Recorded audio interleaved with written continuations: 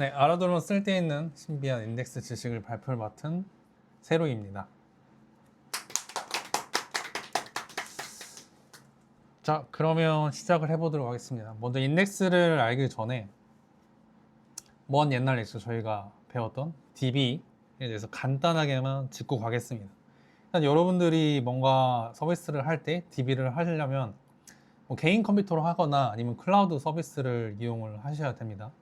뭐 개인 컴퓨터로 하면 둘 중 하나겠죠. 뭐 HDD나 SSD 둘 중 하나겠고, 클라우드 서비스도 뭐 또 둘 중 하나겠죠.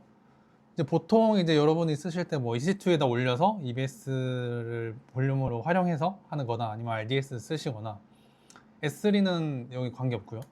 쓰실 때 여기 둘 다 SSD로 가능해요. 그래서 직접 선택할 수도 있어요. 물론 저거를 HDD로 바꿀 수도 있는데 기본값은 일단 SSD로 여러분이 설정을 할 수가 있고요. 물론 여기서 S3는 참고로 그냥 HDD라는 것만 알아두시면 됩니다. 그럼 일단 이 두 개가 있는데, 이 두 개가 있을 때 깊게는 안 들어가요.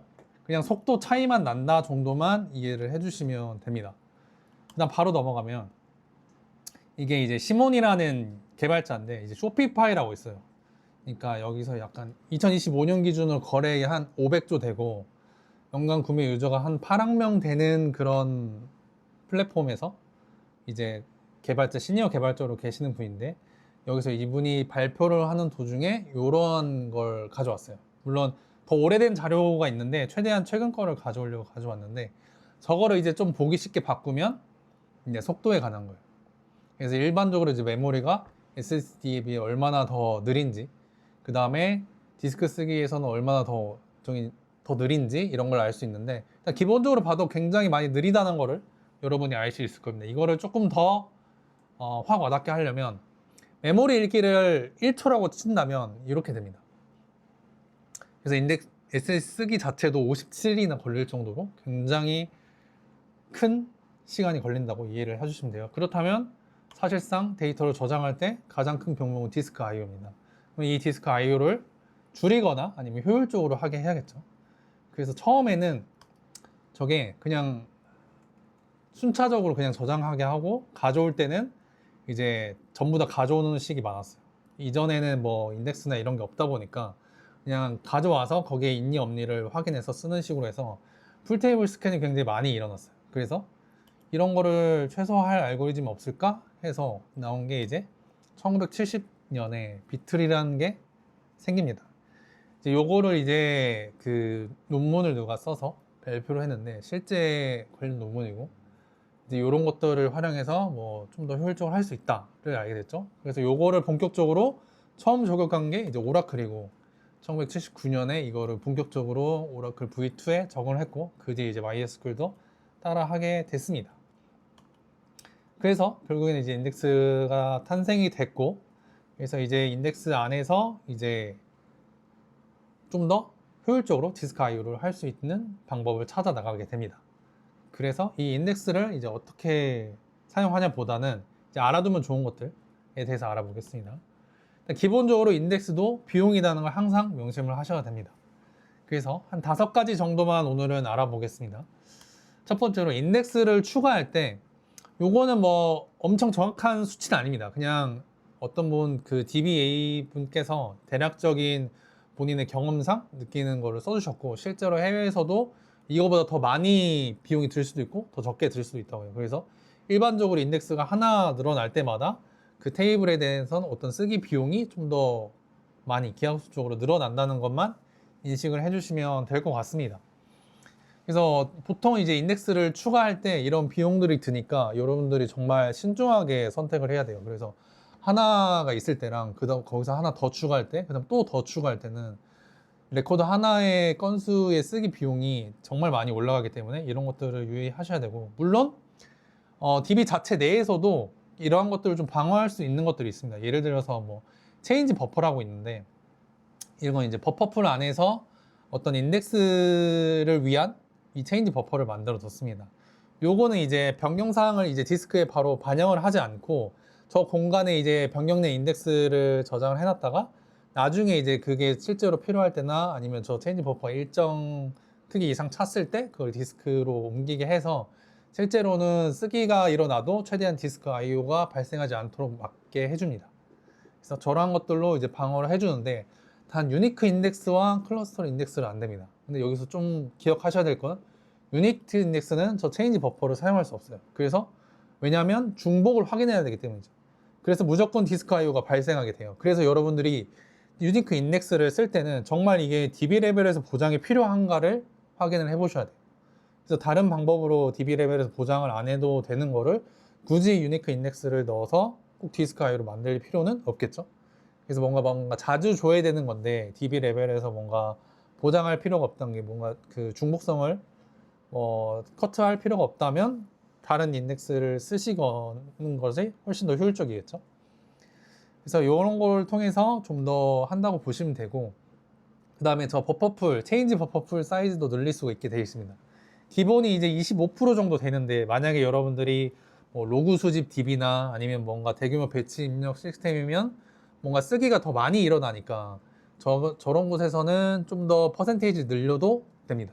대신에 이제 버퍼풀이 그만큼 쓸 수 있는 범위가 아무래도 조금 줄어들 수 있는 것 정도 있겠죠. 근데 이제 쓰기가 좀 많이 일어나는 서버에서는 확실히 저런 체인지 버퍼를 좀 더 늘려주는 게 좀 더 도움이 된다고 합니다. 그 다음에 이제 세 번째는 이제 업데이트랑 딜리트인데, 요거는 퀴즈입니다. 읽어보시고 여러분들이 생각하는 원인을 한번 유추해 보세요. 일단 환경 자체는 저 멤버에 뭐 한 100만 명 정도 있다고 칩시다. 그 다음에 리피터블 리드라고 가정을 하겠습니다. 원인이 뭘까요? 말해야 돼요. 네, 말해도 돼요. 외울 줄 스테이터스 때문에. 스테이터스. 그러니까 그, 스캔 했어요. 네. 왜 풀스캔 하게 되죠? 인덱스 걸려 있어서. 맞아요. 아, 당연히 걸리는 줄 알아.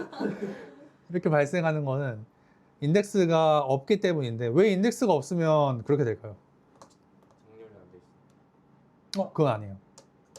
봐야 아니까. 봐야 아니까. 봐야 아는데 왜 다른 데가 안 되는 거죠? 보면서 뭘 하길래? 보기만 하는 거잖아요. 여러분들의 답변에 의하면.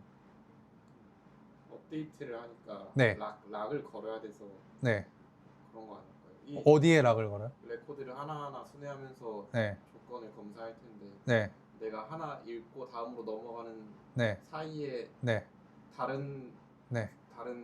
스레드나 커넥션이 들어와서 네. 데이터를 수정하면 안 되니까 아, 내가 읽었던 부분에 대해서는 다 락을 걸어놓고 지나가지 않아요. 맞아요. 저게 맞습니다. 기본적으로 이제 MySQL 자체는 이제 인덱스를 기반으로 락을 겁니다. 근데 여기에는 이제 인덱스가 존재하지 않기 때문에 저거를 스테이터스를 다 확인해야 돼요. 그래서 하나하나 확인하면서 전부 다 이제 얘가 정말 해야 되는지, 뭐 저 상태가 대기 상태인지, 왜냐면 대기 상태에 저희가 포인트를 더 주잖아요. 그래서 그런 것들을 확인해서 지나갈 때마다 락을 겁니다. 그래서 정말 최악의 경우에는 맨 마지막에 존재한다면 테이블 전체가 락이 걸리는 불상사가 발생할 수도 있겠죠. 그래서 이거 왜 하나씩 다 잠글까요? 요거는 리피터블 리드라서 그래요. 왜냐면 내가 예를 들어 1번 회원을 이제 딱 봐서 조건이 안 맞네 하고 넘겼어요. 다음 거 이제 회원을 확인을 하는 과정에서 이 트랜잭션 아직 전체가 안 끝났는데 1번 회원을 갑자기 저거 상태를 변경을 시켜요. 근데 이제 트랜잭션이 이제 3번, 4번 하고 다 돌아나서 이제 해당되는 회원들한테 100포인트를 다 주고 끝났는데 알고 보니까 이제 저 회원이 그 100포인트가 누락이 됐던 거예요. 이러한 불상사가 리피터블 리드에서는 나면 안 되기 때문에 락을 다 거는 겁니다.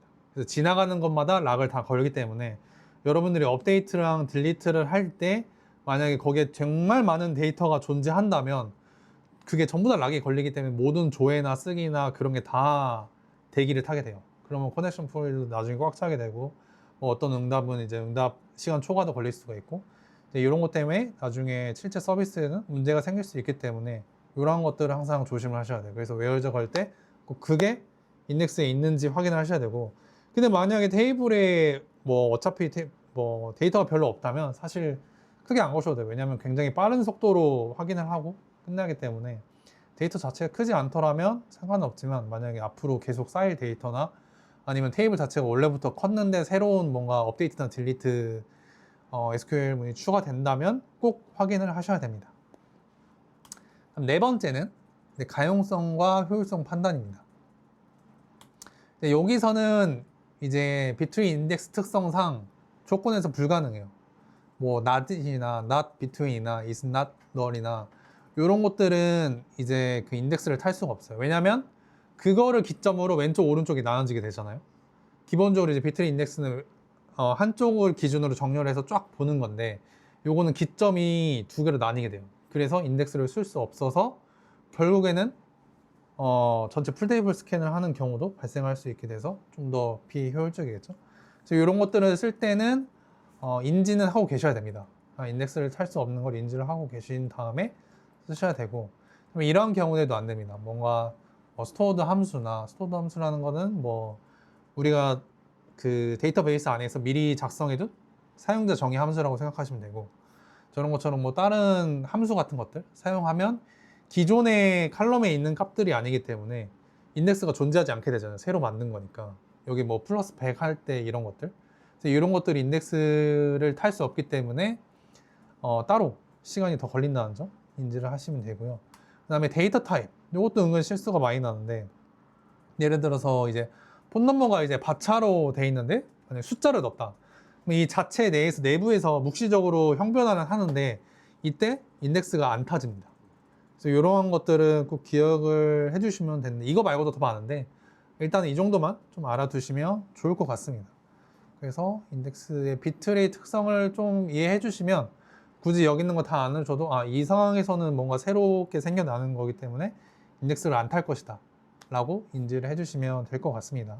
그래서 기본은 비트리에 돌아가는 원리만 알면 쉽다 이해하시면 되고요. 그 다음에 5번으로 넘어가면 인덱스 값 크기입니다. 기본적으로 이제 저희가 설정 안 해주면 16KB 정도가 되는데, 보통 인덱스도 저희가 데이터로 저장하기 때문에 페이지 단위로 관리를 해요.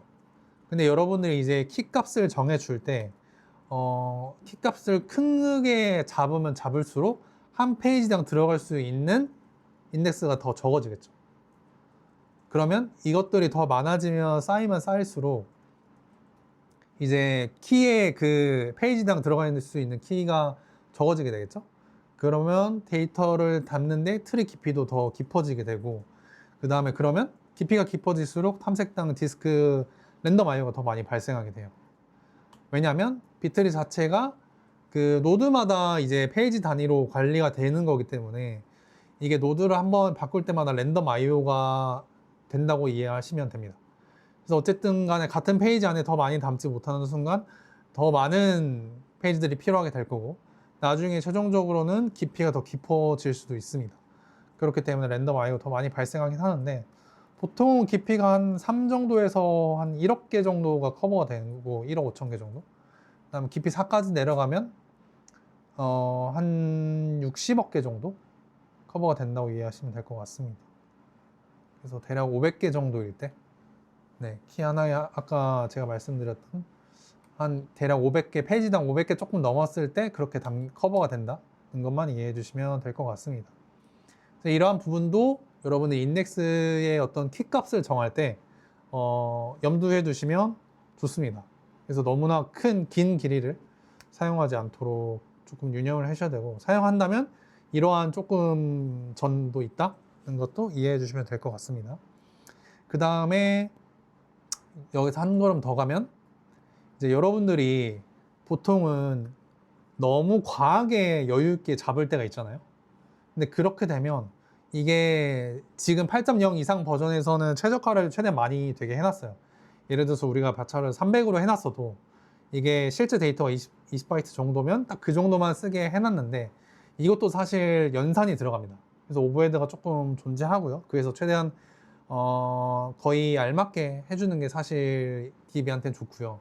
근데 이제 그 외에 우리가 최대값으로 설정을 했을 때 실제 크기 데이터가 아니라 메모리에 최대값으로 잡아버리는 경우가 생겨요.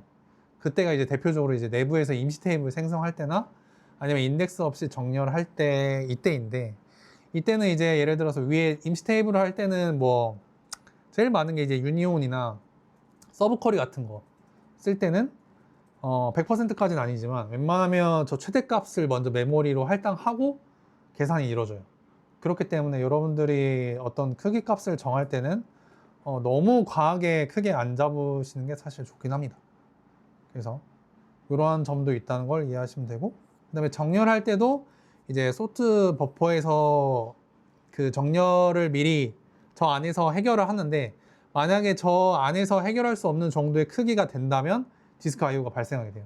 디스크까지 빌려가지고 정렬을 하기 때문에 정렬하는데 시간이 엄청 오래 걸리게 됩니다. 그래서 인덱스 없이 정렬을 할 때 만약에 여러분들이 키값을 너무 크게 잡았으면, 그러니까 실제는 적지만 최대값을 크게 잡았을 때는 만약에 그 값이 만약에 되게 데이터가 많다면 이제 소트 버퍼에서 정한 그 크기가 있거든요. 그것도 설정을 해줄 수가 있는데 그 크기를 넘어가는 순간 이제 디스크 IO로 넘어간다는 점 이해를 해주시면 될 것 같습니다. 그래서 오늘 접한 이제 인덱스에 관한 거, 인덱스를 추가할 때, 그 다음에 체인지 버퍼에 대해서, 그 다음에 업데이트와 딜리트 할 때 유의할 점, 그 다음에 가용성과 효율성 판단할 때, 그 다음에 인덱스 키값의 크기, 그 다음에 이거 말고도 좀 더 있는데 이런 것들은 다음에 또 시간이 된다면 한번 다뤄보도록 하겠습니다. 그래서 여러분들이 나중에 뭔가 설계를 할 때나 아니면 코드 리뷰를 했을 때 이런 것들을 조금 알고 계시면 좀 더 좋은 설계나 어떤 코드를 만들 수 있게 될 것 같습니다. 그래서 제가 준비한 발표는 여기까지입니다. 끝.